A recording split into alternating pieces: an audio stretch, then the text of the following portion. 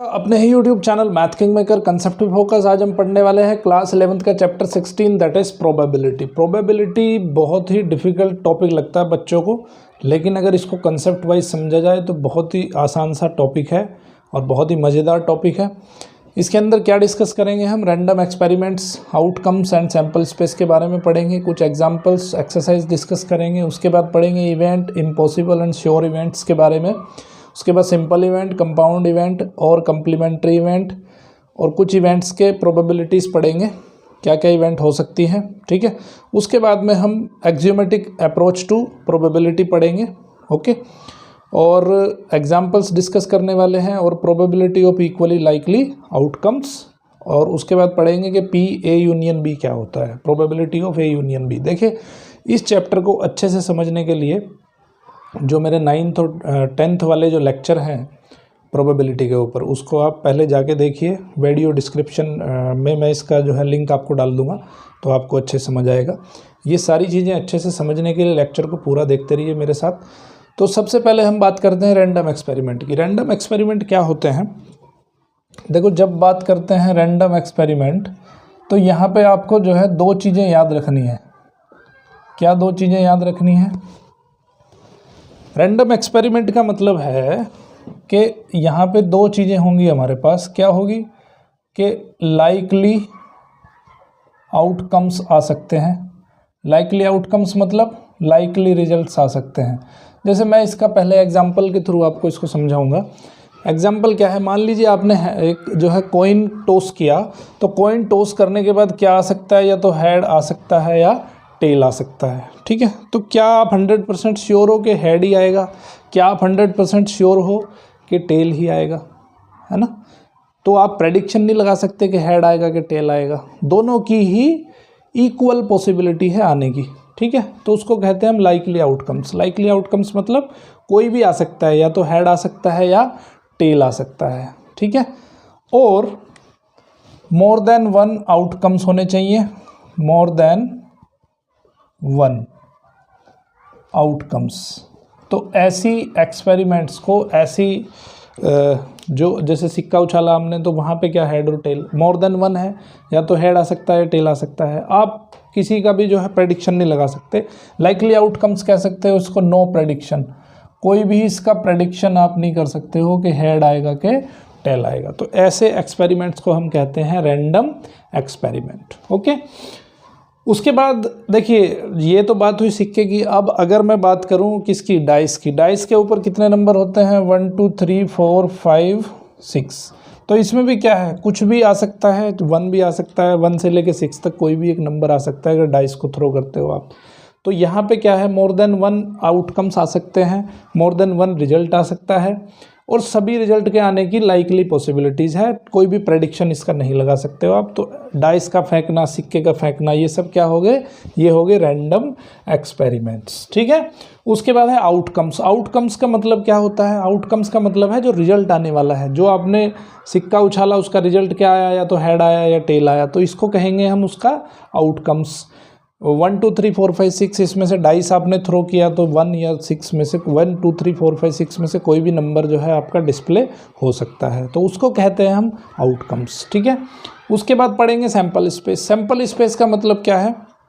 देखिए, जितने सारे के सारे आउटकम्स आ सकते हैं, उन सारे आउटकम्स को अगर हम एक जगह मिला लें, उसका एक सेट बना लें, सो उस सेट को हम कहते हैं सैंपल स्पेस। जैसे अगर हमने कोई सिक्का उछाला, तो सिक्का उछाला तो उसका सैंपल स्पेस क्या बनेगा? हेड और टेल। तो ये बन गया इसका सैंपल स्पेस। एक डाइस हमने उछाली, डाइस हमने थ्रो की, तो डाइस का सैंपल स्पेस क्या बनेगा? 1 2 3 4 5 6। तो ये हो गया इसका डाइस का सैंपल स्पेस। ठीक है, समझ आई बात सैंपल स्पेस के बारे में। अब कुछ एग्जांपल्स के थ्रू हम इनको स्टडी करेंगे, सैंपल स्पेस और जो हमारा ये आउटकम्स हैं, इनके बारे में कुछ हम यहाँ पे कुछ एग्जांपल्स डिस्कस करेंगे, जिससे कि आपको ये सारी चीज़ें बहुत अच्छे से क्लियर हो जाएंगी। ठीक है, चलिए तो पढ़ते हैं। सबसे पहले हम example number 1। 2 coins, a 1 rupee coin and a 2 rupee coin और tossed once, find a sample space. देखो, यहाँ पे क्या है? 2 कॉइन उछाले जा रहे हैं। ठीक है, तो एग्जांपल नंबर 1 क्या कहता है आपका? देयर आर 2 कॉइन्स, तो उसका हमें सैंपल स्पेस फाइंड करना है। ठीक है, तो सैंपल स्पेस देखो, 2 कॉइन उछाले हैं तो क्या पॉसिबिलिटी हो सकती है, हेड हेड आ सकता है, हेड टेल आ सकता है, टेल हेड आ सकता है और टेल टेल आ सकता है, तो यही तो पॉसिबिलिटी बनेगी। तो ये हो जाएगा आपका सैंपल स्पेस। किसका सैंपल स्पेस, क्योंकि 2 कॉइन उछाले जा रहे हैं तो पहले कॉइन पे हेड आ सकता है, दूसरे पे हेड, पहले पे हेड दूसरे पे टेल, तो ये हुई टोटल पॉसिबिलिटीज, तो इसको कहते हैं हम सैंपल स्पेस। तो सैंपल स्पेस निकालने का तरीका ये है। उसके बाद एग्जाम्पल 2 एक देख लेते हैं। एग्जाम्पल 2 में क्या दिया है, find the sample space associated with the experiment of rolling a pair of dice. Pair of dice है, one is blue and the other one is red. Also find the number of elements of this sample space. तो 2 dice हैं, 2 dice को फेंकेंगे जब हम, तो क्या क्या पॉसिबिलिटीज़ हो सकती हैं, तो उसका सैंपल स्पेस क्या बनेगा। देखो, पहले पे 1 आए, दूसरे पे 1 आए, एक तो सैंपल स्पेस ये हो गया, है ना, 1 1 हो गया। देखो यहाँ पे कोमा भी लगा सकते हो, इस तरह से इसको फिर कोमा लगा के इसको ब्रैकेट के अंदर भी रख सकते हो, आपकी चॉइस है, लेकिन कोमा लगाने के बाद आपको ब्रैकेट लगाना पड़ेगा। ठीक है, तो यहाँ पे 1 1 आ सकता है, दूसरा क्या 1 2 आ सकता है, 1 के साथ 3 भी आ सकता है, 1 के साथ 4 आ सकता है, 1 के साथ 5 आ सकता है, 1 के साथ 6 भी आ सकता है। ठीक है, फिर और क्या आ सकता है, 2 के साथ 1 आ सकता है, 2 के साथ 2 आ सकता है, 2 के साथ 3 आ सकता है, 2 के साथ 4, 2 के साथ 5 और 2 के साथ 6। ठीक है, तो इसी तरह से बहुत सारे सैंपल स्पेस बनेंगे। फिर यहाँ पे 3 1 आ जाएगा, 3 2 आ जाएगा, 3 3 आ जाएगा, है ना। तो अगर हम इसको लिखना चाहें तो लास्ट में क्या बनेगा, फिर हमारा 6 6 बन जाएगा, है ना। उससे पहले क्या बनेगा, 6 5 बनेगा, है ना, 6 4 बनेगा। तो यहाँ पे आप देखोगे कि बहुत सारे आपके एलिमेंट बनेंगे। तो अगर इनको आप काउंटिंग करके देखो, टोटल काउंटिंग करके देखो, तो ये कितने बनेंगे, 6 ये हो गए, 6 ये हो गए, 6 ये हो जाएंगे। ठीक है, 3 वाले।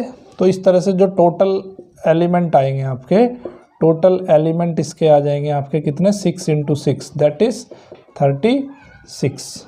तो इस तरह से जो बनेगा वो सैंपल स्पेस बनेगा। ओके, अब देखते हैं एग्जाम्पल नंबर 3। एग्जाम्पल नंबर 3 देख लेते हैं। समझ में आई ना बात, बहुत इजी है सैंपल स्पेस बनाना। थोड़ा सा सेट थ्योरी का भी इसमें योगदान है। तो सेट थ्योरी वाला जो चैप्टर है आपका 11th क्लास का, उस सेट थ्योरी के चैप्टर को भी अच्छे से पढ़ना बहुत ज़रूरी है इस चैप्टर को समझने के लिए। ठीक है, वो सब लिंक मैं आपको डिस्क्रिप्शन में दे दूँगा। एग्जाम्पल नंबर 3 है, in each of the following experiment specify appropriate sample space. Sample space यहाँ पे फाइंड करने हैं। एग्जाम्पल नंबर 3 का जो फर्स्ट पार्ट है, ओके, तो एग्जाम्पल 3 में क्या दिया है, a boy has 1 rupee coin, A 2 rupee coin and 5 rupee coin in his pocket. उसकी पॉकेट में जो है 1 रुपी कॉइन है, 2 रुपी कॉइन है और 3 रुपी कॉइन है। तो हम क्या करते हैं, इसको 1 रुपी कॉइन को हम मान लेते हैं ए, 2 रुपी कॉइन को हम मान लेते हैं बी और 3 रुपी कॉइन को हम मान लेते हैं सी। ठीक है, ए बी सी से हमने इसको डिनोट कर दिया। तो अब कहता है वो कि he takes out 2 coins out of his pocket, one after the other. अब इसका सैंपल स्पेस लिखना है हमें। किसका सैंपल स्पेस, ये 3 कॉइन है उसके पास, उन 3 कॉइन में से उसको 2 कॉइन अपने पॉकेट में से निकालने हैं। तो उनकी क्या क्या आउटकम्स हो सकते हैं वो देखिए। हो सकता है कि पहले वो 1 रुपी कॉइन निकाले और फिर 2 रुपी कॉइन निकाले, 2 कॉइन जो निकलेंगे उसके, तो या हो सकता है वो ए बी हो सकता है। देखिए मैं कोमा नहीं लगा रहा हूँ, ज़रूरी नहीं है आप यहाँ कोमा लगाओ, कोमा यहाँ लगा दो। तो पहला जो सैंपल स्पेस का जो पहला एलिमेंट हो गया वो हो गया ए बी। हो सकता है कि पहला कॉइन उसका 1 रुपी और 2 रुपी हो सकता है पहला एक कॉइन, जब वो दूसरा जो पॉसिबिलिटी हो सकती है वो क्या हो सकती है, 1 रुपी और 3 रुपी की पॉसिबिलिटी हो सकती है। और क्या हो सकता है, 2 रुपी और 3 रुपी की पॉसिबिलिटी हो सकती है। तो हो सकता है कि वो BC हो। ठीक है, अब इसका अपोजिट पॉसिबिलिटी भी हो सकती है। क्या हो सकती है, AB हो गया तो BA भी हो सकता है। भाई पहले 2 रुपी का कॉइन निकले और फिर 1 रुपी का कॉइन निकले। ठीक है, तो BA हो सकता है, CA हो सकता है और CB हो सकता है। क्या इसके अलावा और कोई पॉसिबिलिटीज़ हो सकती है, बिल्कुल नहीं हो सकती है। तो ये हो गई इसकी टोटल पॉसिबिलिटीज़। तो इनको कहेंगे sample space of this event. अब इस एग्जाम्पल का सेकंड पॉइंट देखते हैं। सेकंड क्वेश्चन देखते हैं। तो सेकंड क्वेश्चन क्या है, सेकंड क्वेश्चन है वो कहता है कि person is noting down the number of accidents along A busy highway during a year. तो इसका सैंपल स्पेस हमें लिखना है।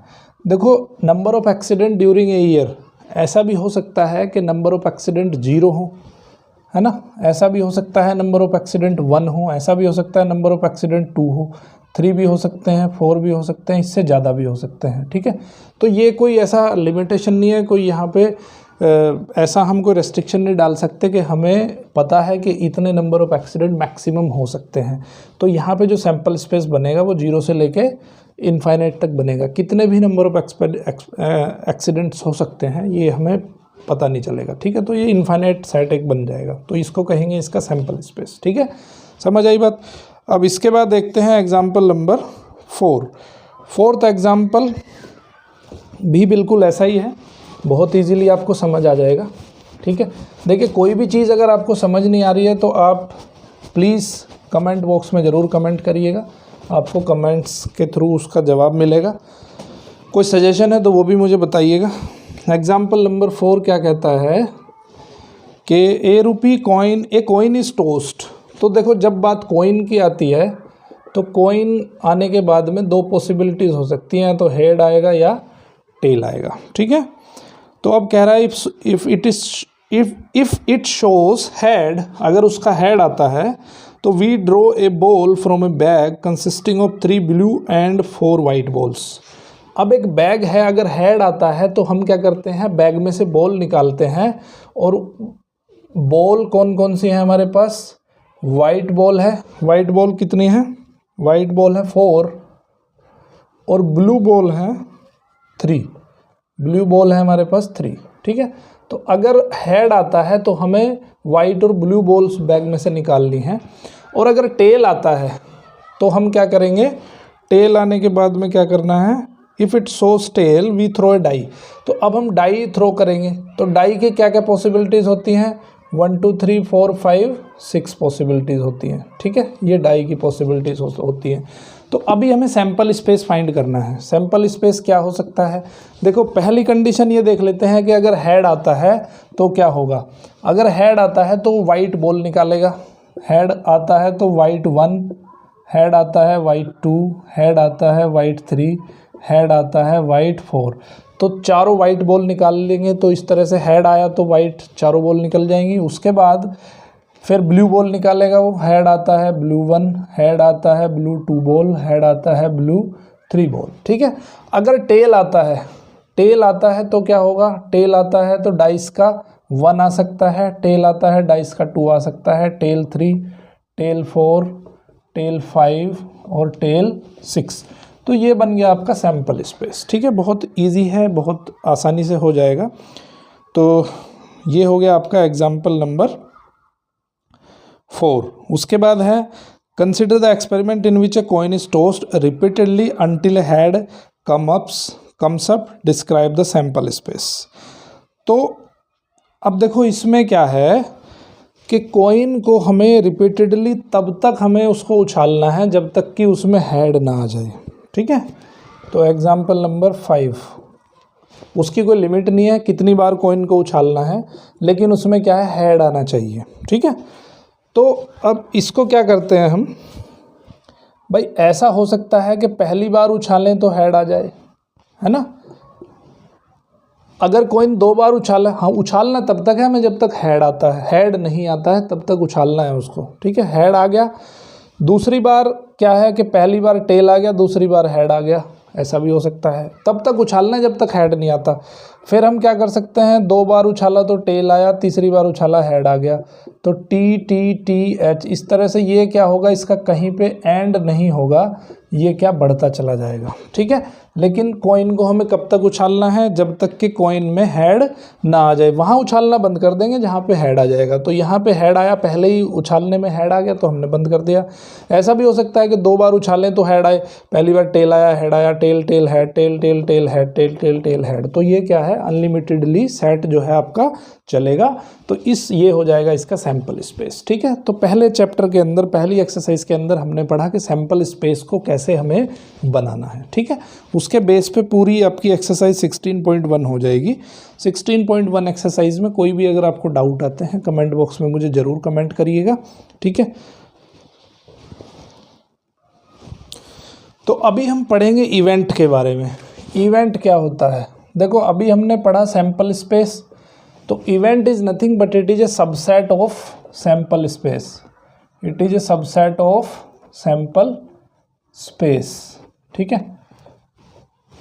तो जैसे हमने अभी पढ़ा था कि दो कॉइन अगर हमने टॉस किए तो क्या क्या सैंपल स्पेस बन गया, हेड हेड बन गया, हेड टेल बन गया, टेल हेड बन गया और टेल टेल, ये जो है टोटल पॉसिबिलिटीज़ हो सकती हैं।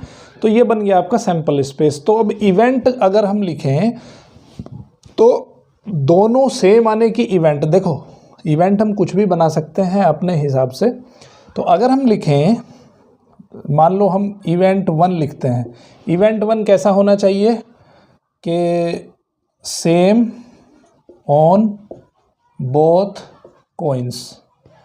इवेंट 1 क्या है? Same on both coins. तो सेम ऑन बोथ कॉइन्स क्या क्या बन गया आपका? हेड हेड बन गया और टेल टेल बन गया। तो ये इसको कहेंगे हम इवेंट। तो अब ये क्या है? इवेंट की क्या खास बात है कि जो सैंपल स्पेस होता है, सैंपल स्पेस का ये सबसेट होता है। So it is a subset of this.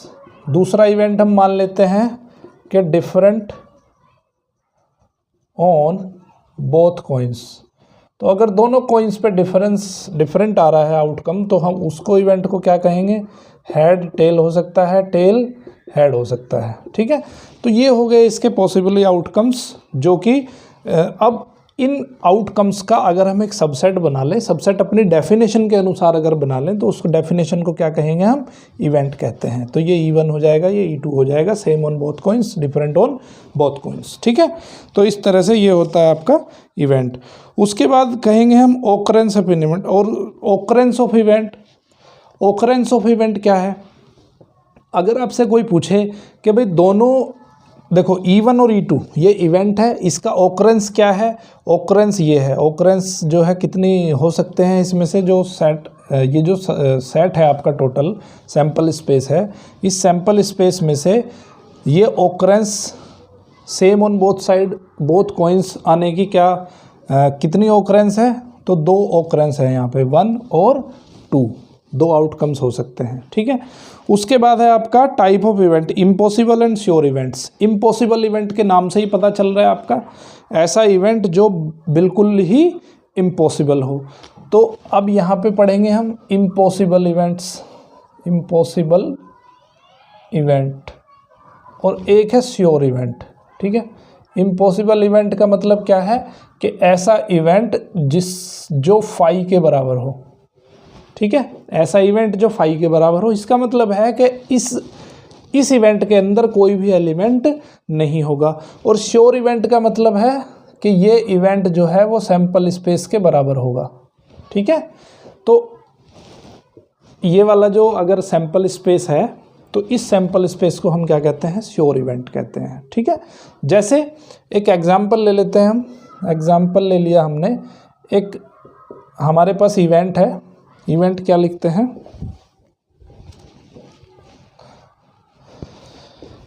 Event हम एक लिख देते हैं कि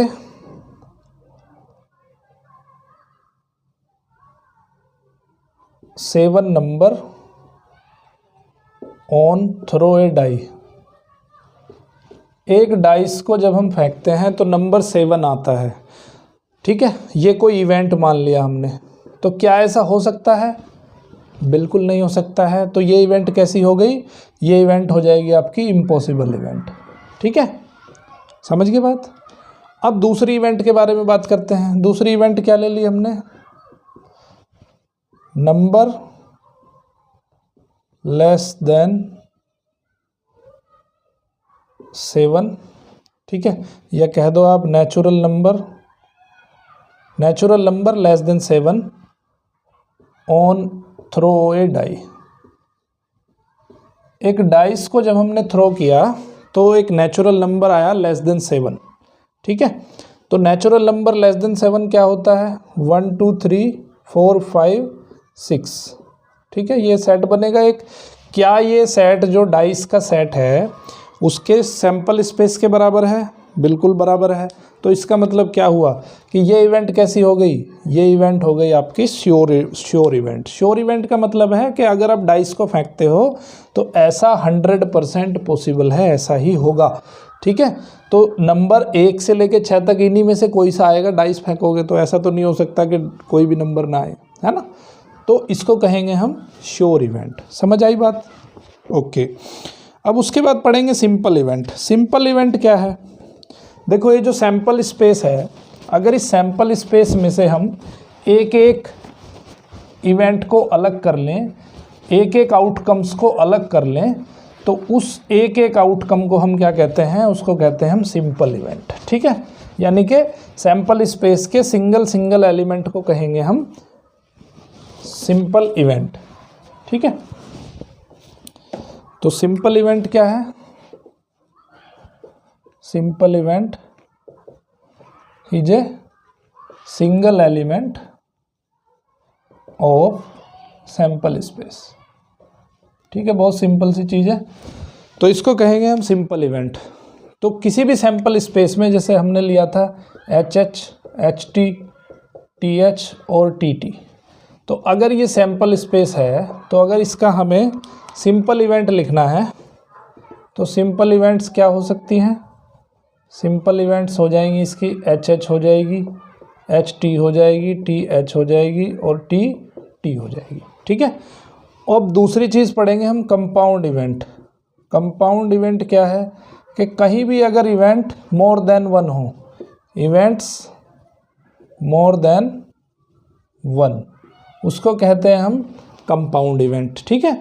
तो इसमें से कोई भी दो, 3 या 4, इसमें देखो कितनी भी हो सकती हैं, मोर देन वन होना चाहिए, बस पहला ओनली क्राइटेरिया ये है हमारा।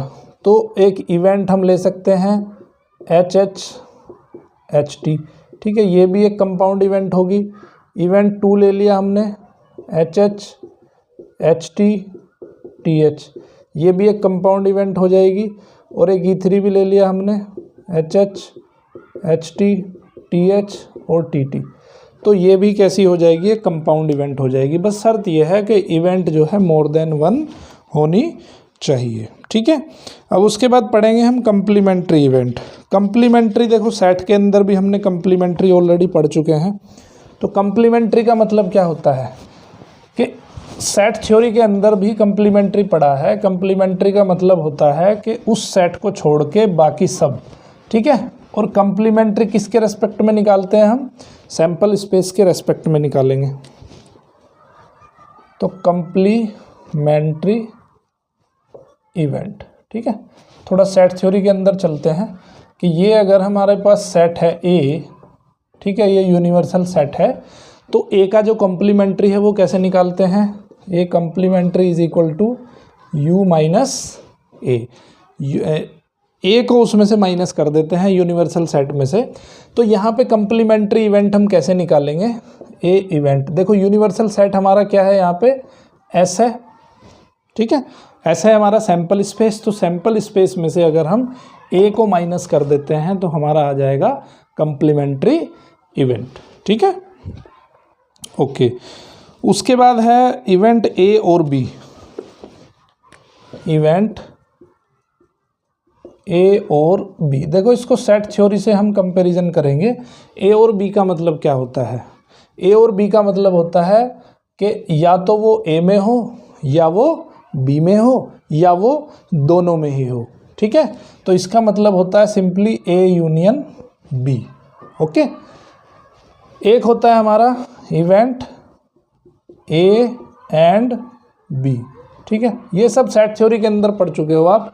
तो A एंड B का मतलब है A इंटरसेक्शन B, A में भी होना चाहिए और B के अंदर भी वो होना चाहिए, तो उसको कहते हैं हम इवेंट A एंड B। इस पे जब हम एग्जाम्पल पढ़ेंगे तो सारी चीज़ें आपको समझ आ जाएंगी, ओके। एग्जाम्पल नंबर 6 इसी के बारे में दिया है। तो A एंड B समझ में आ गया। अब है event A but not B, A but not B। तो यहाँ पे सेट थ्योरी से सीखो, देखो सारी चीज़ें ये आपको बहुत क्लियरली समझ में आ जाएंगी अगर सेट थ्योरी आपकी ठीक ठाक है तो, ओके। तो पढ़ेंगे इवेंट A नॉट B। तो ए नॉट बी, देखो ए तो है बट बी नहीं है, तो ये कैसे होगा? देखो ये सेट ए है, ये सेट ये ए है और ये बी है, ठीक है। ए तो है बट बी नहीं है, तो ये सेट ए है, ये हो जाएगा आपका ए इंटरसेक्शन बी, और ये हो जाएगा कितना? बी माइनस ए, ये हो जाएगा ए माइनस बी। ये लेफ्ट वाला ए माइनस बी, ये इंटरसेक्शन बी, और ये वाला पोर्शन बनेगा आपका बी माइनस ए, ठीक है। ये तो समझ में आता है कैसे। अब देखो इसमें क्या है, ए तो है बट बी नहीं है, ये ए तो है लेकिन बी नहीं होगा उसके अंदर, ठीक है। तो इसका मतलब है कि ए इंटरसेक्शन बी डैश, ठीक है। बी डैश का मतलब क्या है? नॉट बी, समझ गए बात? ए तो है बट बी नहीं है, तो उसका मतलब हो गया नॉट बी, ठीक है। तो ए इंटरसेक्शन बी डैश, ये चीज़ें सारी समझ में आ जाएंगी आपको जब हम बात करेंगे आगे, ठीक है। या हम इसको लिख सकते हैं ए माइनस बी भी लिख सकते हैं, इसको हम ए माइनस बी भी लिख सकते हैं। ए तो है बट बी नहीं है, ओके। क्योंकि ये जो इंटरसेक्शन है, इंटरसेक्शन भी दोनों का पार्ट है, ए का पार्ट भी है और बी का पार्ट भी है, तो हमें बी तो चाहिए नहीं, तो इसका मतलब हमें उसको बी को उसमें से माइनस करना पड़ेगा। तो या तो ए इंटरसेक्शन बी डैश कर लो या ए माइनस बी कर लो, दोनों का बिल्कुल एक ही बात है, ठीक है, ओके। तो ये हो गया आपका the event A but not B. अब हम एग्जाम्पल 6 देखते हैं, आपको ये सारी चीज़ें बहुत अच्छे से समझ आ जाएंगी। 6th एग्जाम्पल में हर एक चीज़ उन्होंने डिस्कस की है, ठीक है। एक सेट दिया है, सेट के बाद ये सारी चीज़ें हमें फाइंड करनी है। तो एग्जाम्पल नंबर 6 देख लेते हैं। 6th एग्जाम्पल में सैम्पल स्पेस दिया है 1 2 3 4 5 6 और ए दिया है 2 3 5 और बी दिया है 1 3 5, ठीक है। अब इसमें पूछा है ए और बी, फर्स्ट में पूछा है ए और बी। ए और बी का मतलब मैंने आपको क्या बताया था? ए और बी का मतलब है A union B. A union B करोगे तो क्या आएगा? ए तो पूरा का पूरा, तो ये आ जाएगा 2 3 5, ठीक है। अब इसका यूनियन करेंगे तो 1 3 5 ऑलरेडी लिख दिया हमने, तो उसको नहीं लिखेंगे, थोड़ा सा इसको अरेंज करके लिख दो 1 2 3 5, तो ये आ जाएगा आपका ए और बी, ठीक है। सेकंड में क्या पूछा है? A and B. A and B इसका मतलब क्या होता है? A intersection B. A intersection B में क्या क्या आ गया? देखो 3 और 5 कॉमन है, तो ये हो जाएगा आपका ए इंटरसेक्शन बी, ठीक है। थर्ड है A but not B. A but not B. A but not B मैंने क्या बताया था? ए माइनस बी बताया था। तो ए माइनस बी क्या हो जाएगा? ए माइनस बी 3 5 इसमें से माइनस हो जाएगा, तो बचेगा ओनली 2। ये हो गया थर्ड। फोर्थ बोला है उसने नोट ए। नोट ए, तो नोट ए मतलब क्या होता है? ए का कॉम्प्लीमेंट्री। ए का कॉम्प्लीमेंट्री क्या होगा? सैम्पल स्पेस में से माइनस करोगे ए को, तो कितना आएगा? 3 5 2 3 5 माइनस हो जाएगा, तो बचेगा 1 4 6 1 4 6, ठीक है। तो इस तरह से हम ये सब ऑपरेशंस को करना है, जैसे हम सेट थ्योरी में करते हैं वैसे ही हमें इसमें करना है, ठीक है। उसके बाद पढ़ेंगे mutually exclusive events. Mutually exclusive event क्या होते हैं? देखो इसके नाम से ही जाहिर हो रहा है जिसका एक दूसरे से कोई रिलेशन ही ना हो, ठीक है। तो ऐसे दो इवेंट म्यूचुअली एक्सक्लूसिव इवेंट्स। तो अगर दो इवेंट लिए हमने, E1 लिया और दूसरा E2 लिया, दोनों का हमने इंटरसेक्शन कर दिया, तो अगर इंटरसेक्शन दोनों का फाई आता है तो ऐसे इवेंट्स को कहते हैं म्यूचुअली एक्सक्लूसिव इवेंट्स, ठीक है। दोनों का एक दूसरे से कोई चीज़ दोनों में कॉमन नहीं होगी, तो नल सेट आ जाएगा आपका, फाई आ जाएगा। तो ऐसे दो इवेंट्स को कहते हैं म्यूचुअली एक्सक्लूसिव इवेंट्स, ठीक है। जैसे फॉर एग्जांपल एक डाइस को थ्रो किया हमने और एक इवेंट ली हमने कि सारे ओड नंबर आने की आना, तो इस पे ओड नंबर का सेट बन जाएगा 1 3 5। एक दूसरा लिया हमने जिस पे हम इवन नंबर लेके आ रहे हैं डाइस के ऊपर, तो 2 4 6। एक इवेंट ये हो गई, एक इवेंट ये हो गई। क्या दोनों में कुछ कॉमन है? ए इंटरसेक्शन भी कितना है? 5 है। तो ए और बी कैसे हो गए? दोनों एक दूसरे के म्यूचुअली एक्सक्लूसिव इवेंट्स हो गए। ठीक है, समझ गए बात। दूसरी चीज, सिंपल इवेंट जितने भी हैं आपके, देखो सिंपल इवेंट क्या है? सिंगल एलिमेंट होता है सबके अंदर। तो सिंपल इवेंट्स जितने भी हैं वो सब म्यूचुअल एक्सक्लूसिव होते हैं। तो यहाँ आपको ध्यान रखना है कि simple events are always mutually exclusive to each other. Simple event हमेशा एक दूसरे के म्यूचुअली एक्सक्लूसिव होते हैं। ठीक है, उसके बाद पढ़ेंगे हम एग्जॉस्टिव इवेंट्स। एग्जॉस्टिव इवेंट्स क्या है? देखो बहुत सारे सिंपल इवेंट्स होते हैं, अगर सारे सिंपल इवेंट्स को मिला दें तो क्या बनेगा? सैंपल स्पेस बन जाएगा। तो ऐसे इवेंट्स जिनका यूनियन करने पे,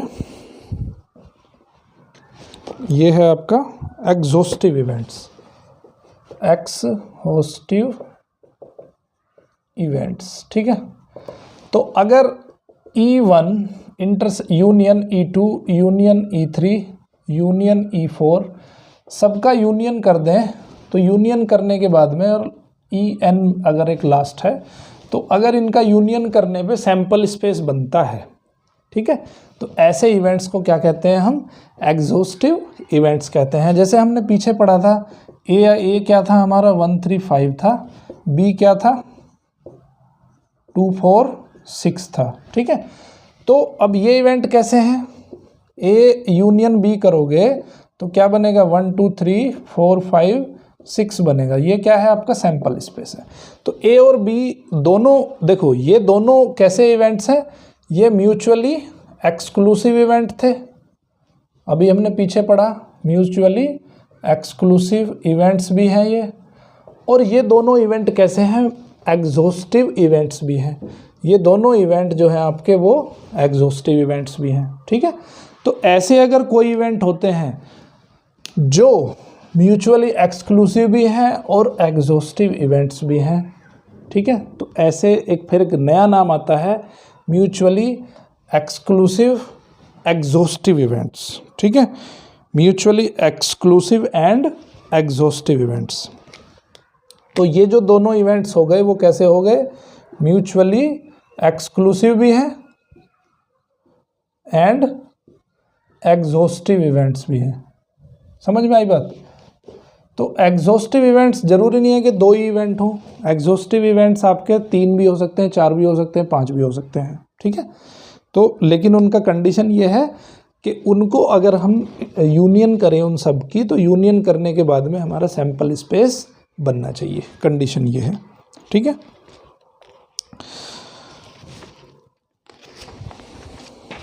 ओके। उसके बाद देखिए अब हम एग्जाम्पल नंबर 7 देख लेते हैं। तो ये सारी चीज़ें आपको समझ में आ जाएंगी, जो अभी मैंने बहुत सारी थ्योरी आपको पढ़ाई है, क्योंकि थ्योरी तभी समझ में आती है जब उसका प्रैक्टिकल हो। तो लेट अस सी सम प्रैक्टिकल एग्जांपल्स। कुछ हम क्वेश्चंस देख लेते हैं, तो थ्योरी पार्ट जो है आपका बिल्कुल क्लियर हो जाएगा। तो एग्जांपल नंबर 7 है, 2 dice are thrown and the sum of number which come up on the dice is noted. Example number 7, 2 dice throw किए। So let us consider the following event associated with the experiment. 2 dice उन्होंने throw किए, तो ए जो event है उस event को कहते हैं हम द सम इज इवन। ठीक है, बी इवेंट का नाम हमने दिया है the some is a multiple of 3। The some is a multiple of 3। सी का नाम दिया है हमने सम is less than 4। Some is less than 4। और डी का नाम दिया है सम इज ग्रेटर देन 11। ठीक है, तो सबसे पहले तो हमें सेट बनाने पड़ेंगे।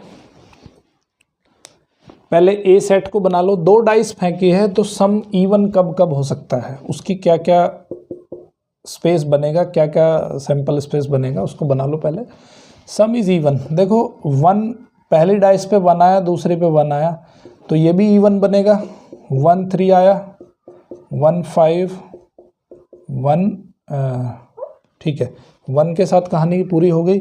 उसके बाद इसका उल्टा भी लिख लेते हैं भाई, 1 1 तो एक ही बात है। उसके बाद 3 1 आया तो भी, 5 1 आया, ठीक है। अब 2 से कहानी शुरू करते हैं। 2 के साथ 2 आएगा, 2 के साथ 4 आएगा, दोनों का सम इवन होना चाहिए। 2 के साथ 6 आएगा। अब इसका उल्टा लिख लेते हैं, 2 2, ये हो गया 4 2 और 6 2, ठीक है, ये हो गई 2 की कहानी। अब 3 के साथ 1 वो हम लिख चुके हैं ऑलरेडी, ठीक है। 3 के साथ 3 आएगा, 3 के साथ 5 आएगा, 3 3 हो गया, 3 5 है ना। 3 5 का उल्टा लिख लेते हैं 5 3, समझ आई बात। तो 3 की कहानी ख़त्म हो गई। उसके बाद 4 के साथ 4 आ सकता है तो दोनों का सम इवन हो जाएगा। 4 के साथ 6 आ सकता है, 4 6 हो गया, 6 4 लिख लो, ओके। अब 5 के साथ 1 आएगा, वो हम कहाँ लिख चुके हैं ऑलरेडी, 5 1 लिख चुके हैं। 5 के साथ 3 भी शायद लिख चुके हैं, 5 के साथ 3 भी लिख दिया हमने, ठीक है। 5 के साथ क्या आएगा, 5 आएगा, तो ये दोनों का सम इवन हो जाएगा। और कुछ बचा, 6 के साथ 6 आएगा तो दोनों का सम इवन हो जाएगा। 6 2 हम ऑलरेडी लिख चुके हैं, 6 4 भी हम ऑलरेडी लिख चुके हैं। तो ये हो गई टोटल जो है इवेंट ए की पॉसिबिलिटीज़, ठीक है। अब बी को लिख लो।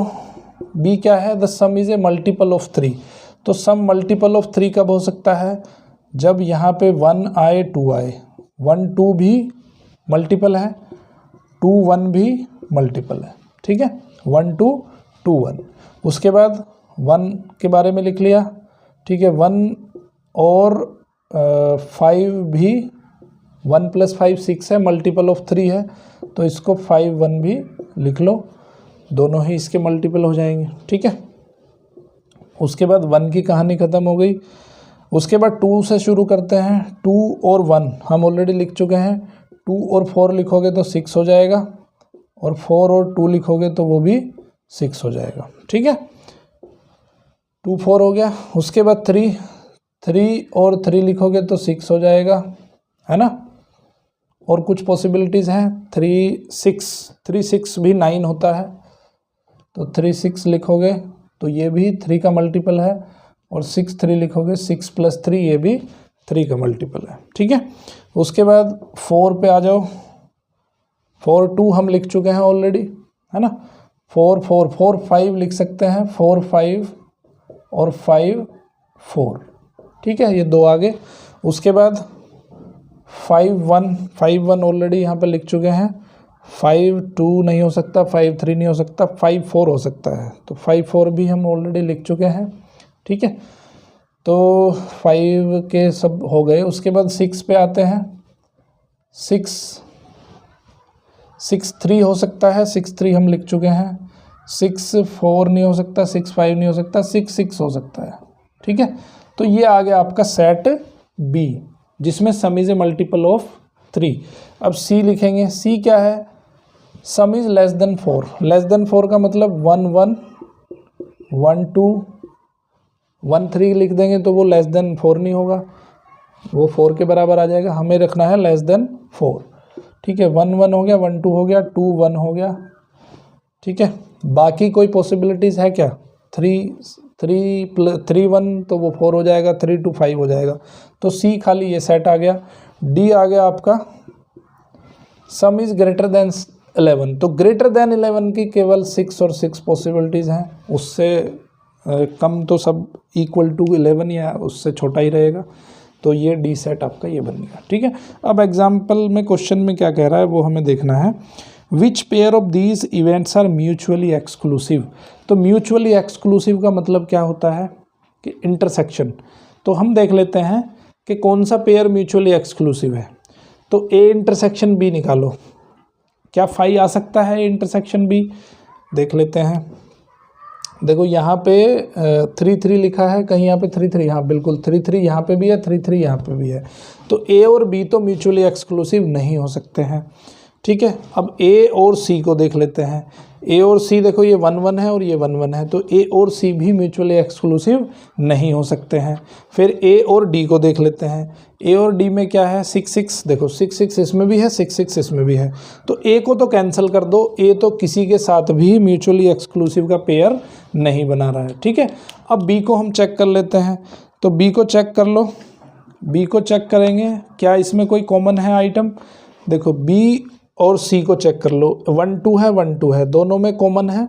तो इसका मतलब है कि बी और सी जो है म्यूचुअली एक्सक्लूसिव नहीं हो सकते हैं। अब बी को डी के साथ देखो, क्या 6 6 इसमें है? 6 6 6 6 है, तो बी भी यहाँ पे कैंसिल हो जाता है। बी भी किसी के साथ म्यूचुअली एक्सक्लूसिव नहीं है। ठीक है, अब बचे कौन से? सी और डी। तो सी और डी में क्या कुछ कॉमन है? बिल्कुल नहीं है कॉमन। तो इसका मतलब क्या है कि सी और डी एक दूसरे के म्यूचुअली एक्सक्लूसिव इवेंट्स हैं। ठीक है, तो ये चीज़ है इसमें करने के लिए, इस तरह से हमें करना है। तो हमें क्या दिखाना है? हम लिखेंगे कि C intersection D is equal to phi, so C and D are mutually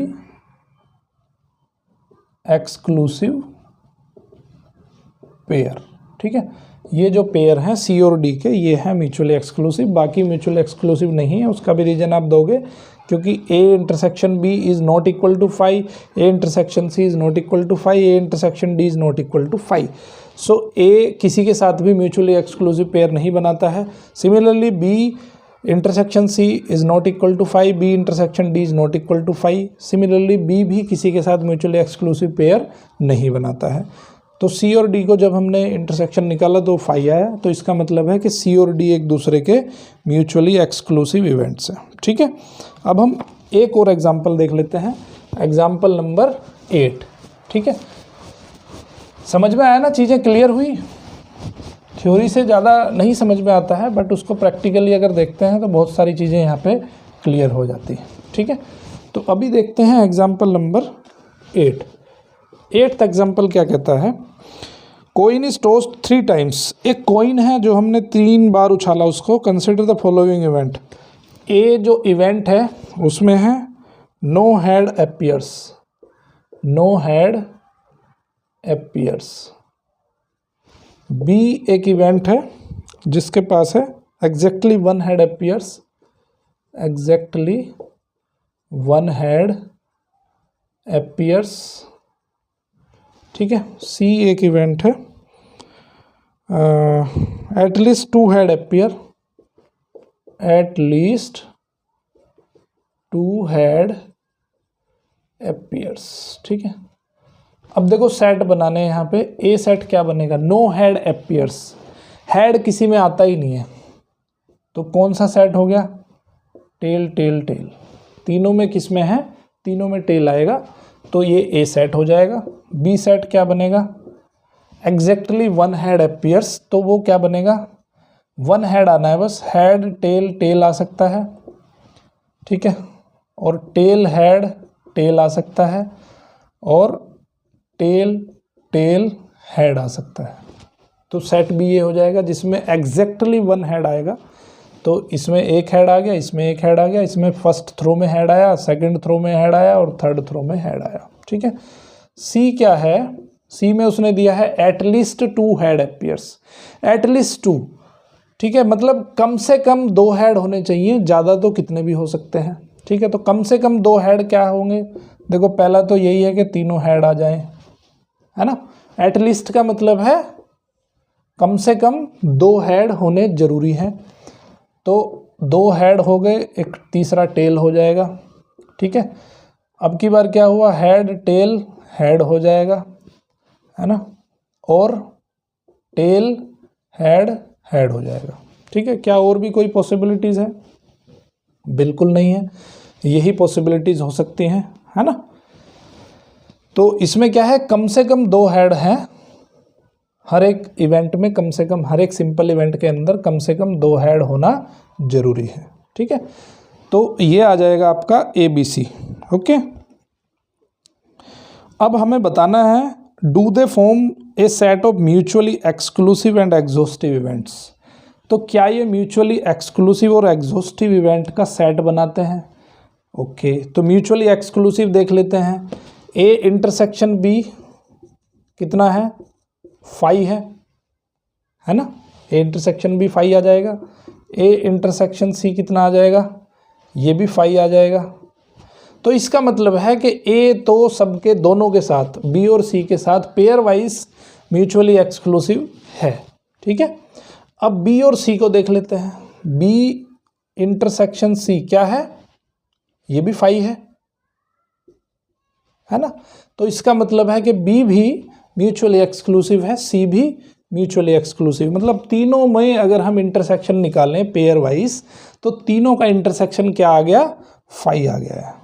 ठीक है, अब हम देखते हैं एग्जॉस्टिव भी है क्या। पहले हम इसका सैंपल स्पेस बना लेते हैं, तो सैंपल स्पेस से तो कंपेयर करेंगे। ठीक है, एग्जॉस्टिव का मतलब क्या होता है कि सबका अगर हम यूनियन करते हैं तो वो सैंपल स्पेस के बराबर आना चाहिए। तो सैंपल स्पेस क्या बनेगा? देखो, एक बार तो हेड हेड हेड आ जाए सब में, है ना। Head head head head head tail और हेड टेल हेड और टेल हेड हेड। ठीक है, ये होगी 4 पॉसिबिलिटीज। उसके बाद सब में टेल टेल टेल आ जाए, है ना, और टेल टेल हेड और टेल हेड टेल और हेड टेल टेल। ठीक है, तो ये 8 पॉसिबिलिटीज़ हो सकती हैं 3 कॉइन को अगर हम थ्रो करते हैं तो। ओके, अब देखो A union B union C क्या आ रहा है? A union B union C क्या आ गया? क्या ये सैंपल स्पेस ही बनेगा? बिल्कुल बनेगा, है ना। तो हम लिख सकते हैं कि A union B union C is equal to sample space. तो इसका मतलब क्या है कि ये पेयर वाइज, ये क्या है? म्यूचुअली, इसको कहेंगे पेयर वाइज। ठीक है, पेयर वाइज क्यों कहेंगे? क्योंकि यहाँ पे 3 इवेंट हैं। Pair wise mutually exclusive and exhaustive events हैं ये। ठीक है, समझ आई बात? Mutually exclusive and exhaustive event के बारे में ये कंसेप्ट था यहाँ पे। ओके, क्लियर हुआ। उसके बाद देखिए एक्सरसाइज नंबर 16.2 है, बिल्कुल इसी छोटे से कंसेप्ट के ऊपर बेस्ड है, म्यूचुअली एक्सक्लूसिव एग्जॉस्टिव इवेंट्स के बारे में है। तो आराम से ये एक्सरसाइज 16.2 हो जाएगी। कोई अगर डाउट आते हैं आपको तो कमेंट बॉक्स में जाके ज़रूर कमेंट करिएगा। ठीक है, अब हम पढ़ेंगे axiomatic approach to probability. Axiomatic approach to probability क्या है कि अगर कोई सैंपल स्पेस है, अगर हमारे पास क्या सैंपल स्पेस है? W1 W2 W3 और Wn। उसके जो सैंपल स्पेस के एलिमेंट्स हैं हमारे वो ये हैं। ठीक है, तो यहाँ पे क्या है कि किसी भी सिंपल इवेंट की जो प्रोबेबिलिटी होगी, किसी भी सिंपल इवेंट की जो प्रोबेबिलिटी होगी, पहली चीज़ है कि वो ग्रेटर देन और इक्वल टू 0 रहेगी। ठीक है, ग्रेटर देन और इक्वल टू 0 रहेगी, मतलब प्रोबेबिलिटी कभी भी माइनस में नहीं होती है। ठीक है, और ये जो प्रोबेबिलिटी है वो लेस देन और इक्वल टू 1 भी रहेगी, लेस देन और इक्वल टू 1 रहेगी। मतलब प्रोबेबिलिटी की वैल्यू हमेशा 0 से बड़ी होगी और 1 से छोटी होगी या 1 के बराबर होगी। ठीक है, प्रोबेबिलिटी की वैल्यू 0 और 1 के बीच में रहती है, मतलब 0 भी हो सकती है। मैंने आपको बताया था इम्पॉसिबल इवेंट्स, उनकी प्रोबेबिलिटी क्या आएगी? 0 आएगी। पॉसिबल श्योर इवेंट की प्रोबेबिलिटी क्या आएगी? 1 आएगी। ठीक है, तो ये पहला क्राइटेरिया है प्रोबेबिलिटी का। ओके, दूसरा क्या है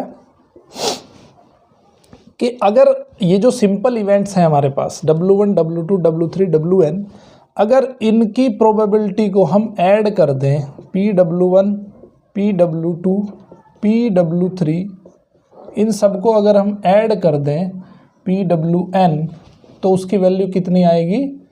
1 आनी चाहिए। ठीक है, अगर 1 से ज़्यादा आ रही है इसका मतलब है कि प्रोबेबिलिटी की अप्रोच जो है हमारी वो गलत है ना। प्रोबेबिलिटी फाइंड जो कर रहे हैं हम उसकी अप्रोच गलत है। तो प्रोबेबिलिटी की एक्सियोमेटिक अप्रोच क्या कहती है कि अगर उसकी सिंपल इवेंट्स की प्रोबेबिलिटीज़ का जो एडिशन है वो मैक्सिमम कितना जा सकता है, 1 जा सकता है। ठीक है, तो इन सब चीज़ों पे ही हम डिस्कस करेंगे और इसी के बेस पे एग्जाम्पल नंबर 9 दिया है।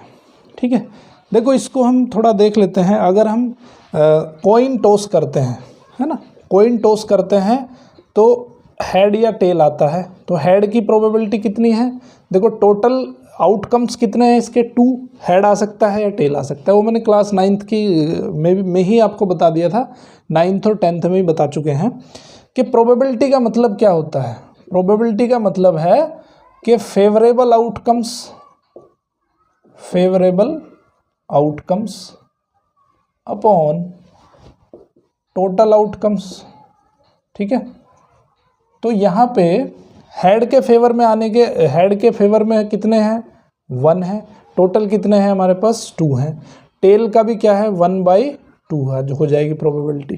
ठीक है, अब दोनों को अगर ऐड कर दो तो 1/2 + 1/2 कितना आ जाएगा, आंसर 1 आ जाएगा। ठीक है, सिमिलर फैशन में अगर आप देखो डाइस के लिए, तो डाइस के पास 1, 2, 3, 4, 5 और 6 नंबर हैं डाइस के पास। ठीक है, तो 1 आने की क्या प्रोबेबिलिटी है, तो टोटल कितने हैं, 6 है, तो इसकी 1 आने की प्रोबेबिलिटी कितनी हो जाएगी, 1/6 हो जाएगी। 2 आने की प्रोबेबिलिटी कितनी हो जाएगी, 1/6 हो जाएगी इसकी भी, है ना। फेवर में कितना है, 1 है और टोटल कितने हैं, 6 हैं। 3 आने की प्रोबेबिलिटी 1/6 हो जाएगी। 4 आने की प्रोबेबिलिटी 1/6 हो जाएगी। 5 आने की प्रोबेबिलिटी 1/6 हो जाएगी। 6 आने की प्रोबेबिलिटी 1/6 हो जाएगी। अगर हम इन सबको ऐड करते हैं तो ऐड करने पे कितना होगा, 1/6 1/6 1/6 1/6 1/6 1/6 कितना आ जाएगा, 6/6 दैट इज़ 1। इसका मतलब क्या है कि हमारी जो प्रोबेबिलिटी की जो अप्रोच है, ये वाली अप्रोच जो हमने इस अप्रोच से जो प्रोबेबिलिटी फाइंड करी है वो अप्रोच हमारी सही है। ठीक है, तो इसका मतलब ये है कि जो भी डेटा आपने कलेक्ट किया है on the basis of probability, उस डेटा को अगर हमें प्रोबेबिलिटी के नज़रिए से देखना है तो उस डेटा को चेक करने की ये 2 कंडीशन है। ठीक है, किसी भी सिंपल इवेंट की प्रोबेबिलिटी 0 या 1 के बीच में ही हो सकती है, और दूसरा हर एक सिंपल इवेंट की प्रोबेबिलिटी को अगर हम ऐड करते हैं तो वो 1 के ही बराबर होने चाहिए, ना उससे कम ना उससे ज़्यादा। ठीक है, तो अब इसके बेस पे, इस अप्रोच के बेस पे कुछ एग्जांपल्स हैं। ठीक है, मैं आपको एग्जांपल समझा देता हूँ। ठीक है, तो ये जो अप्रोच मैंने आपको बताई अभी, इसके बारे में आपके जो डाउट हैं, कंसेप्ट हैं, वो बहुत क्लियर हो जाएंगे। ठीक है, तो मैं कुछ एग्जांपल लिखता हूँ। ए में आउटकम्स यहाँ पे लिखे हैं। ठीक है, आउटकम्स हैं आपके W1 W2 W3 W4 W5 W6 और इसकी प्रोबेबिलिटी 1/6 1/6 1/6 1/6 1/6 1/6। ठीक है, ए ये है। बी डेटा जो दिया है उसमें 1 0 सारी 0 0 है।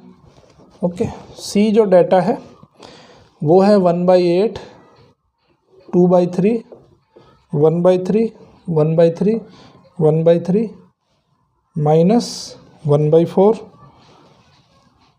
इसमें जो है ये दिया है उसने 2/3 1/3 1/3, एक दिया है -1/4, एक दिया है -1/3। डी में क्या दिया है 1/12 1/12 1/6 1/6 1/6 3/2। ई में जो दिया है वो है 0.1 0.2 0.3 0.4 0.5 और 0.6। ठीक है, अब हमें ये बताना है कि क्या ये प्रोबेबिलिटी के हिसाब से बिल्कुल सही चीज़ है। ओके, तो देखो सबसे पहले हमें क्या चेक करना है कि किसी भी सिंपल इवेंट की प्रोबेबिलिटी 1 से ज़्यादा नहीं हो सकती है और माइनस नहीं हो सकती है। ठीक है, तो जिस किसी की भी प्रोबेबिलिटी अगर 1 से ज़्यादा है या माइनस है तो उसको कैंसिल कर देंगे। देखो इसमें सी में आपको दिख रहा है ये प्रोबेबिलिटी कैसी है, माइनस है, तो इसका मतलब है कि ऐसा नहीं हो सकता है, ऐसी कोई इवेंट नहीं हो सकती है। ठीक है, और देखो यहाँ पे प्रोबेबिलिटी जो है वो 3/2 है, तो 3/2 भी प्रोबेबिलिटी नहीं हो सकती है, 1.5 है प्रोबेबिलिटी, वैसा भी पॉसिबल नहीं है। ठीक है, यहाँ पे देखो 0.6 प्लस 0.5 प्लस 0.4 इनको सबको ऐड करो तो क्या होगा, 1 से ज़्यादा बनेगा, तो ये भी जो है प्रोबेबिलिटी की कंडीशन को सेटिस्फाई नहीं करता है। ठीक है, अब देखो दूसरा यहाँ पे आ जाओ, क्या हर एक सिंपल इवेंट की प्रोबेबिलिटी पॉजिटिव है? बिल्कुल पॉजिटिव है। क्या किसी सिंपल इवेंट की प्रोबेबिलिटी 1 से ज़्यादा नहीं है? बिल्कुल नहीं है, 1 है या 0 है। ठीक है, तो इसका मतलब है कि ये इसके एक्सियम को सही बताता है। ए पे आ जाओ, ए में सबकी 1 से कम है, पॉजिटिव है, और सबको ऐड कर दोगे तो आंसर जो आएगा वो 1 आएगा। तो ये दोनों ए और बी इस प्रोबेबिलिटी की जो एक्सियोमेटिक अप्रोच है उसको सही साबित करते हैं, बाकी सब सही साबित नहीं करते हैं। ठीक है, प्रोबेबिलिटी ऑफ एन इवेंट मैं आपको ऑलरेडी बता चुका हूँ, क्लास 9th में भी मैंने बताया था कि प्रोबेबिलिटी ऑफ एन इवेंट क्या होता है कि उसके फेवरेबल में आउटकम्स अपॉन टोटल आउटकम्स। ठीक है, तो किसी इवेंट की प्रोबेबिलिटी क्या होती है? प्रोबेबिलिटी ऑफ इवेंट हो जाएगा फेवरेबल आउटकम्स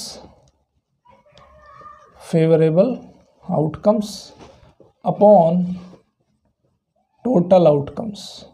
ठीक है, सिंपल सा एक ही फॉर्मूला है केवल प्रोबेबिलिटी के अंदर, बाकी कोई दूसरा फॉर्मूला है ही नहीं। ठीक है, उसके बाद अब देखते हैं, बात करते हैं हम probability of the event A और बी। अभी देखो, अगर हम बात कर रहे हैं ए और बी प्रोबेबिलिटी की इवेंट की, तो उसको देखो कैसे देखते हैं, उसका मैं आपको सिखाता हूँ। कौन सा अप्रोच? वेन डायग्राम से। ए और बी का हमें प्रोबेबिलिटी फाइंड करना है। ठीक है, तो वेन डायग्राम में आ जाओ, ये वेन डायग्राम होता है, ये जो है ए सेट है, ये सेट हमारे पास बी सेट है।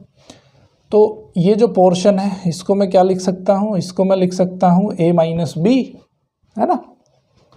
इसको क्या लिख सकता हूँ?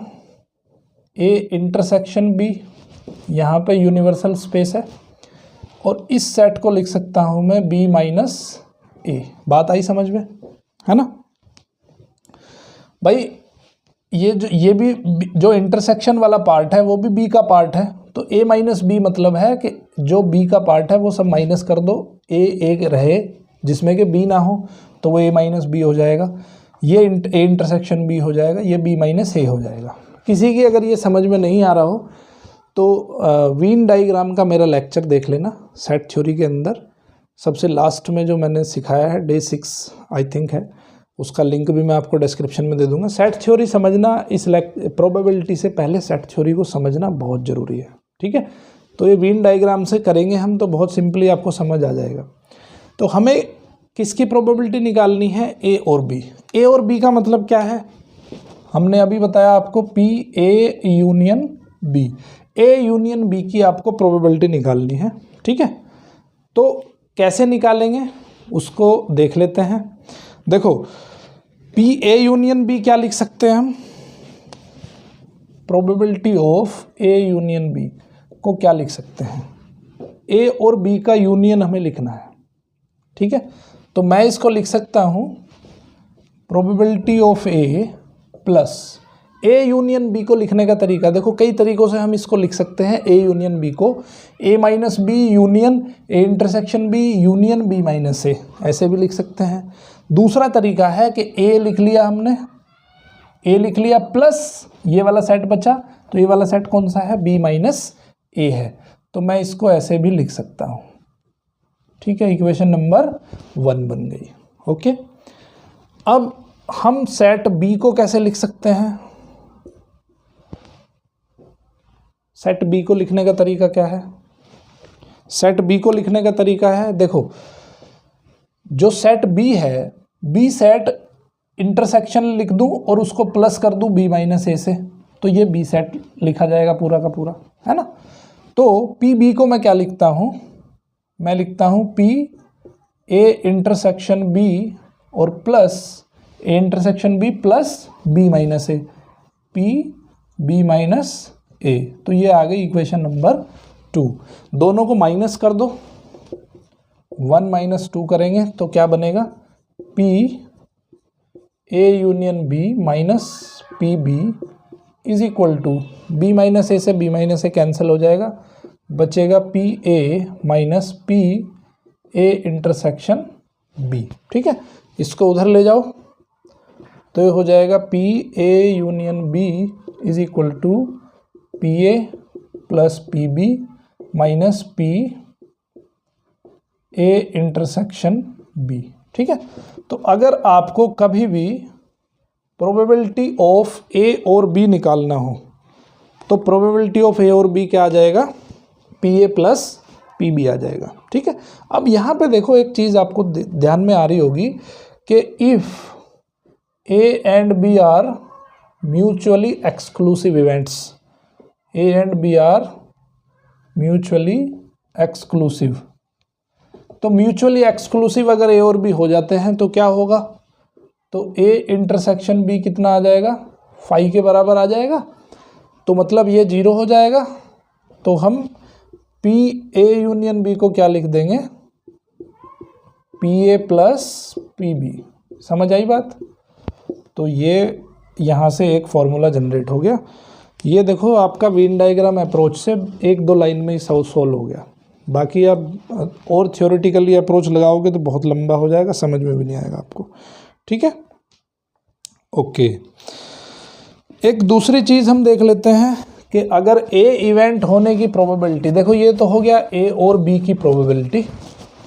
अब किसी इवेंट की ना होने की प्रोबेबिलिटी, ये क्लास 9th 10th में भी मैंने बताया था कि किसी इवेंट के ना होने की प्रोबेबिलिटी कैसे निकालते हैं कि उसको 1 में से होने की प्रोबेबिलिटी माइनस कर दो। ठीक है, तो P of not a, probability जो है नॉट ए की हमें निकालनी है, तो किसके बराबर आ जाएगी, 1 minus probability of A. Already मैंने क्लास 9th 10th में बताया है, तो ये बड़ा सिंपल सी चीज़ है। ठीक है, अब हम देख लेते हैं इस पे बेस्ड एग्जाम्पल्स। ठीक है, एग्जाम्पल नंबर 10 देख लो सबसे पहले। Example number 10, 1 card is drawn from A well shuffled deck of 52 cards. Total card आपको सबको पता है 52 कार्ड्स होते हैं। जिसको नहीं पता है क्लास 10th का मेरा लेक्चर जाके देखो, सारी चीज़ें समझ में आ जाएगी, बताया मैंने उसके बारे में। तो 52 कार्ड से एक जो है सिंगल कार्ड निकाला जाता है। तो वो कह रहा है कि भाई पहला उसने क्वेश्चन पूछा है कि इस कार्ड के डायमंड होने की प्रोबेबिलिटी क्या है। दूसरा पूछा है उसने कि नॉट एन एस। तीसरा कह रहा है ए ब्लैक कार्ड। चौथा वो कह रहा है नॉट ए डायमंड। ठीक है, पांचवा कह रहा है not a black card, not a black card. ठीक है, तो देखो डायमंड कितने हैं टोटल 52 कार्ड्स में से डायमंड कितने होते हैं, 13 कार्ड्स जो है डायमंड होते हैं। तो लाइकली जो उसके जो फेवर में जो आउटकम्स हैं वो कितने हैं, 13 हैं, और टोटल आउटकम्स कितने हैं, 52 हैं। तो इसकी जो प्रोबेबिलिटी आ गई वो कितनी आ गई, 1/4 आ गई। ठीक है, अब not an S. Not an S का मतलब क्या है कि एस होने की प्रोबेबिलिटी निकाल लो। एस होने की प्रोबेबिलिटी क्या आ जाएगी, देखो एस कितने होते हैं टोटल, 4 होते हैं, और टोटल कार्ड कितने हैं हमारे पास, 52 हैं। तो प्रोबेबिलिटी कितनी आ गई, 1/13 आ गई। तो नॉट एन एस होने की प्रोबेबिलिटी 1 - 1/13 आ जाएगी, यानी कि 12/13 आ जाएगी। ठीक है, ब्लैक कार्ड होने की प्रोबेबिलिटी, ब्लैक कार्ड कितने होते हैं टोटल, 26 होते हैं, टोटल कार्ड होते हैं 52। तो इसकी प्रोबेबिलिटी आ गई 1/2। नॉट ए डायमंड, डायमंड होने की प्रोबेबिलिटी आई 1/4। तो नॉट ए डायमंड की प्रोबेबिलिटी आ जाएगी 1 - 1/4। तो कितना आ गया, 3/4 आ गई। और नॉट ए ब्लैक कार्ड होने की प्रोबेबिलिटी 1/2 है, तो नॉट ए ब्लैक कार्ड होने की प्रोबेबिलिटी आ जाएगी 1 - 1/2, तो ये आ जाएगा 1/2। ठीक है, इस तरह से बड़ा सिंपल सा ही क्वेश्चन है। ये हो गया आपका एग्जाम्पल नंबर 10। ओके, अब देख लेते हैं एग्जाम्पल नंबर 11। सिंपल से क्वेश्चन है इसमें। ठीक है, देखो एक्सरसाइज या ये जो एनसीईआरटी की बुक है इसमें सफिशिएंट क्वेश्चन नहीं है, तो क्वेश्चंस की प्रैक्टिस के लिए आप आर.डी. शर्मा यूज़ कर सकते हो और आर.एस. अग्रवाल यूज़ कर सकते हो, इंटरनेट का सहारा ले सकते हो, और अगर आपको वर्कशीट चाहिए तो मैं भी आपको वर्कशीट प्रोवाइड करवा सकता हूँ। ठीक है, जिससे आपको प्रैक्टिस हो जाए। ज़्यादा प्रैक्टिस करने की ज़रूरत है इन क्वेश्चंस को। एग्जाम्पल नंबर 11 क्या कहता है, bag contains 9 discs of which 4 are red. Red कितनी है, 4 है, और 3 आर ब्लू है हमारे पास 3, और येलो है हमारे पास 2। येलो डिस्क है 2। The discs are similar in shape and size. The disc is drawn at random from the back. Calculate the probability that it will be red. पहला क्वेश्चन है कि red होने की प्रोबेबिलिटी क्या है। तो रेड होने की प्रोबेबिलिटी क्या आ जाएगी, रेड के फेवर में कितनी है, 4 है, टोटल कितनी है 4 + 3 7, 7 + 2 9, तो ये हो जाएगी रेड होने की प्रोबेबिलिटी। दूसरा है येलो होने की प्रोबेबिलिटी, तो येलो की प्रोबेबिलिटी कितनी है, येलो बॉल कितनी है 2 है, टोटल बॉल है 9, ये आ जाएगा येलो होने की प्रोबेबिलिटी। तीसरा पूछा है उसने ब्लू होने की प्रोबेबिलिटी, ब्लू कहाँ है 3/9, तो ये हो जाएगा 1/3। फोर्थ पूछा है उसने ईदर रेड और ब्लू।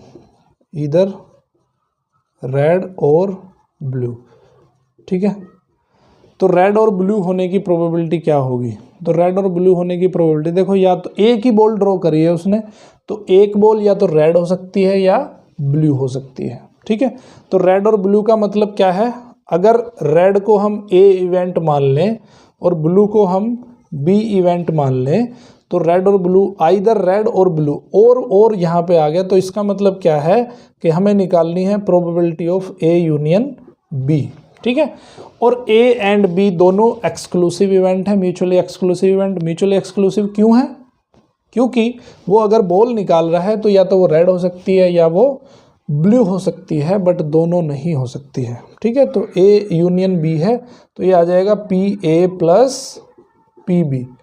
समझ आई बात, PA + PB आ जाएगा। तो PA कितना है, PA आपका 4/9, और PB कितना है,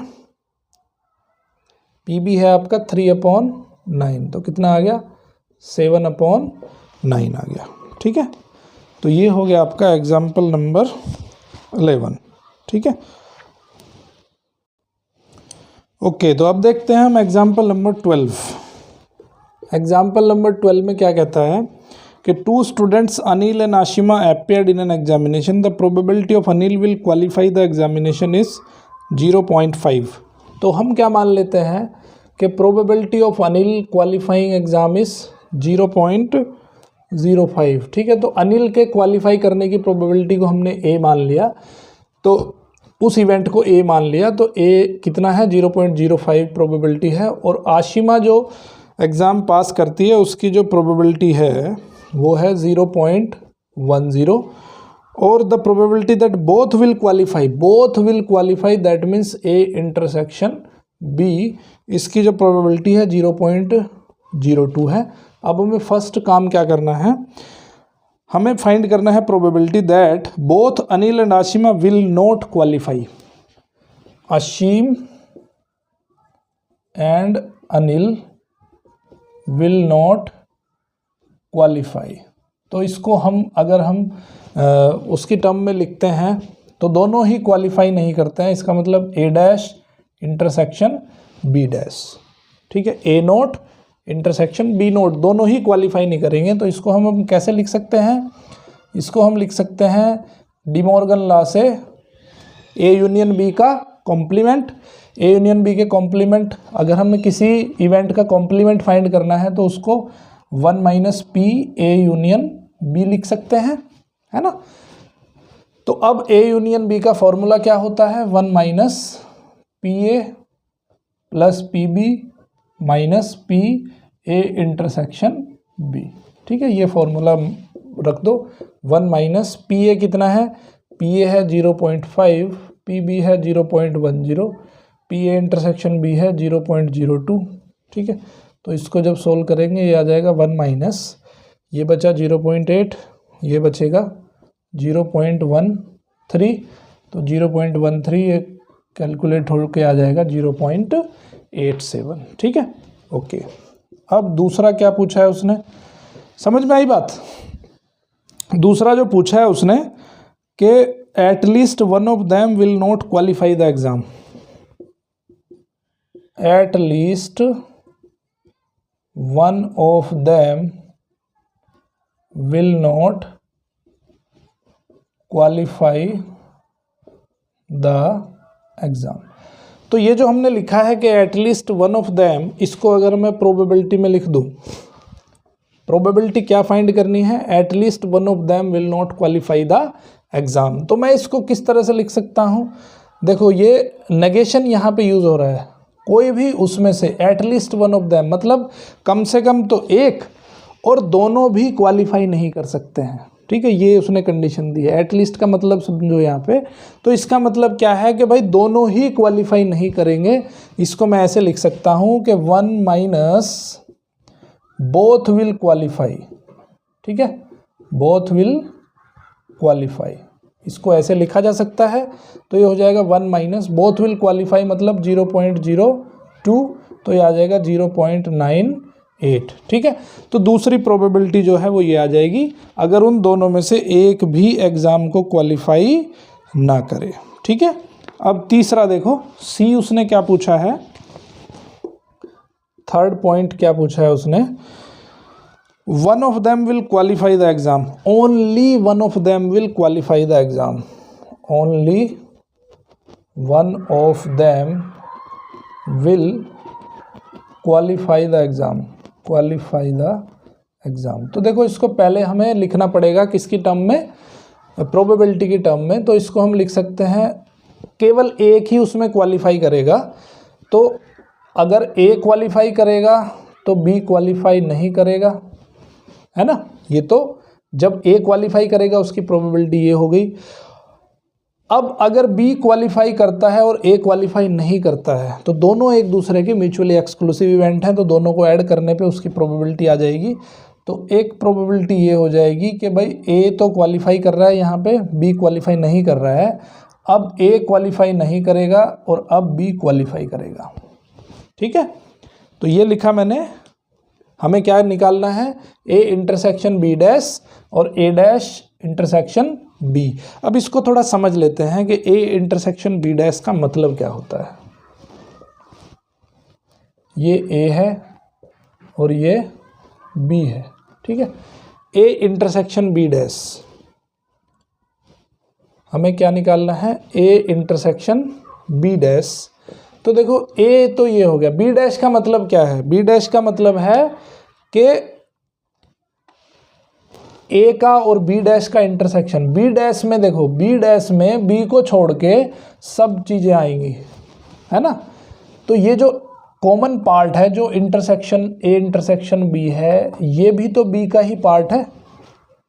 तो ए और बी डैश इंटरसेक्शन का मतलब क्या हो जाएगा, ये वाला जो पोर्शन हो जाएगा, देखो A intersection B dash, B dash का मतलब है पूरा का पूरा, बी को छोड़ के पूरा का पूरा पोर्शन। तो हम जो ए इंटरसेक्शन बी डैश लिख सकते हैं, ए में से अगर ये इंटरसेक्शन निकाल दें तो ए इंटरसेक्शन बी डैश हो जाएगा, क्योंकि बी को छोड़ के सारा का सारा बी डैश है। तो ये इंटरसेक्शन भी बी का पार्ट है। तो हम लिख सकते हैं, इसको लिख सकते हैं P A minus P A intersection B. ठीक है, ये मैंने किसको लिख दिया, पी ए इंटरसेक्शन बी को लिख दिया। सिमिलरली जो P A dash intersection B है, तो ए डैश का वो पार्ट छोड़ेंगे जो कि ए वाला पार्ट है। ठीक है, तो ए डैश का मतलब ए को छोड़ देंगे, बाकी सब ले लेंगे और बी के साथ इंटरसेक्शन करेंगे। तो ये कॉमन जो पार्ट है, इंटरसेक्शन वाला जो पार्ट है, ये भी ए का ही पार्ट है, तो हमें ए तो लेना नहीं है, हमें ए डैश के साथ इंटरसेक्शन करना है। तो इसका मतलब क्या बचेगा, ये बी, तो ये बचेगा बी, और इसको माइनस करना पड़ेगा हमें इंटरसेक्शन में से। समझ आई बात? तो इसको लिख दो अब, पी ए कितना है 0.05 और माइनस पी बी कितना है 0.02 प्लस पी बी कितना है, पी बी है 0.10 माइनस 0.02। इसको जब कैलकुलेट करेंगे, सोल्व करेंगे, कितना आ जाएगा,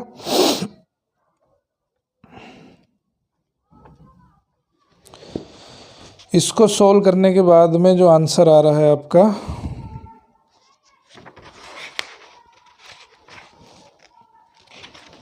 वो आ जाएगा आपका 0.11। ठीक है, तो इस तरह से ये हो गया आपका एग्जाम्पल नंबर 12। अब फटाफट से देख लेते हैं हम एग्जाम्पल नंबर 13 एग्जाम्पल में क्या कहता है, committee of 2 person is selected from 2 man. तो अब यहाँ पे आपके पास हैं 2 मैन, ठीक है, 2 मैन है, committee of person selected from 2 man है, और यहाँ पे 2 वुमेन है। ओके, तो जो कमेटी बनानी है, कमेटी की क्या कंडीशन है कि कमेटी में 2 पर्सन होने चाहिए। ठीक है, कमेटी में 2 लोग होने चाहिए।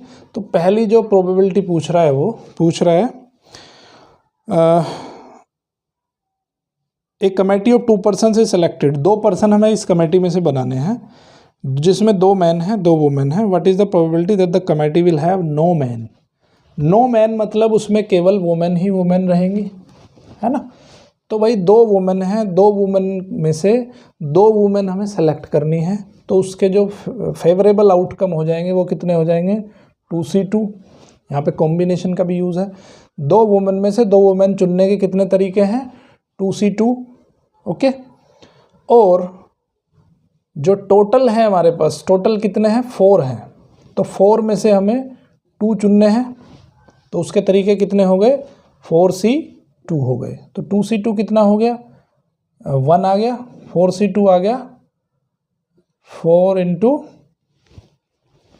4 फैक्टोरियल 2 फैक्टोरियल 2 फैक्टोरियल। ठीक है, 2C2 भी कितना देख लो इसको 2 फैक्टोरियल 2 फैक्टोरियल 0 फैक्टोरियल।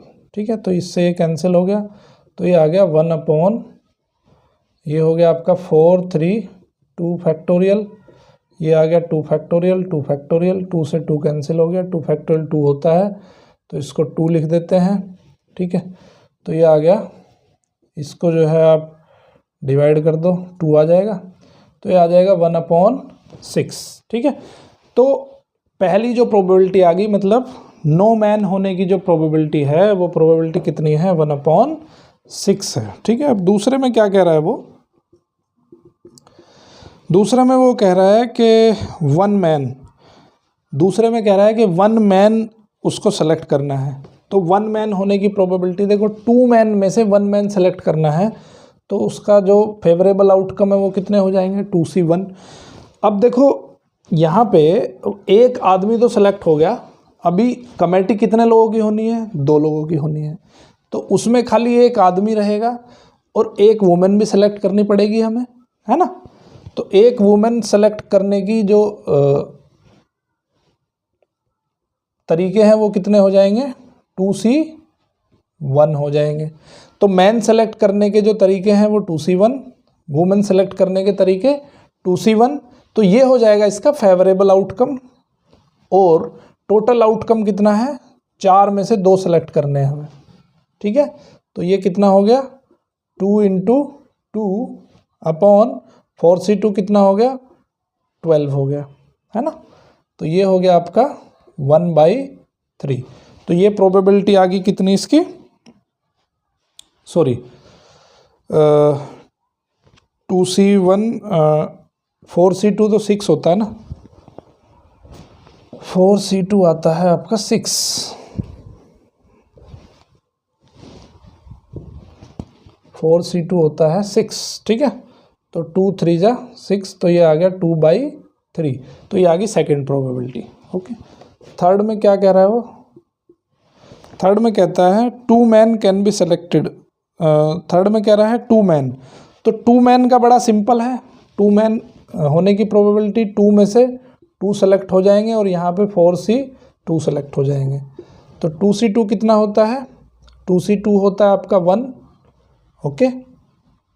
4C2 कितना होता है, 6 होता है। तो इसकी प्रोबेबिलिटी कितनी आ गई, 1/6 आ गई, ठीक है। तो इस तरह से चैप्टर यहाँ पे कंक्लूड होता है। कोई भी डाउट आते हैं आपको तो ज़रूर कमेंट बॉक्स में कमेंट कीजिएगा, कोई सजेशन है उसको भी कमेंट बॉक्स में ज़रूर कमेंट करिएगा। किसी पर्टिकुलर लेक्चर पे अगर आपको लेक्चर चाहिए वो भी मुझे कमेंट बॉक्स में आप बता सकते हो। चैनल को अगर अभी तक आपने सब्सक्राइब नहीं किया तो सब्सक्राइब कर दीजिए बेल आइकन के साथ, जिससे कि आपको अर्ली नोटिफिकेशन मिल सके, और इसको ज़्यादा से ज़्यादा बच्चों तक शेयर करिए। मेरा ये सपना है कि मैक्सिमम बच्चों तक जो आर्थिक रूप से कमज़ोर हैं, ट्यूशन नहीं जा सकते, उन बच्चों तक ये लेक्चर ज़रूर पहुंचना चाहिए। Thank you very much. देखते रहिए मैथ किंग मेकर।